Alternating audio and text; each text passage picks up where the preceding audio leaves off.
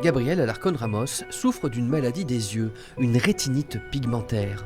Alors que nous avons tous un champ de vision de 180 degrés, lui ne voit que 5 degrés. Un jour ce sera 0, le noir total, car il n'y a aucun remède à ce mal. Jusqu'en 2014, il enseignait l'espagnol au collège de Mussidan. À 59 ans, malgré son état, il s'accroche et continue de travailler en corrigeant des copies à distance pour le CNED sur un poste de travail adapté. C'est essentiel parce que déjà, si on arrête sa carrière professionnelle, il y a quand même un pourcentage très important de notre vie qui s'effondre avec le reste. Même s'il a du mal à accepter l'idée qu'un jour, il ne verra plus, Gabriel se prépare. Donc, voilà, c'est une méthode de braille. C'est le travail quotidien que je m'impose pour préparer l'avenir. Ce compte à rebours inexorable vers le noir l'a entraîné aussi dans un drôle de défi. Pour cela, direction la forêt, sa deuxième maison.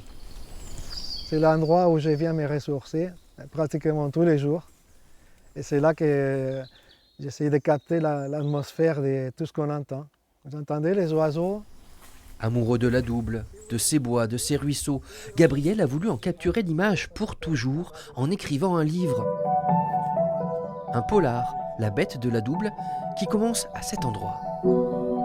Armé de son bâton de châtaignier et de son panier de vimes, il entra dans les bois par les vallons de Cantemerle.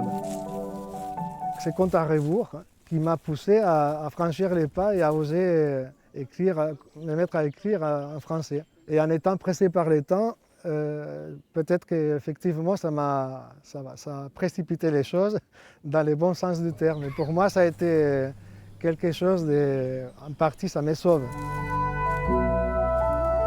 Tous les personnages du livre ne peuvent pas en dire autant. Le sang coule à flot dans la bête de la Double. Et ce n'est pas fini. Pris par l'urgence de sa maladie, Gabriel écrit déjà la suite. Un nouveau roman noir pour exorciser le noir qui s'installe dans ses yeux.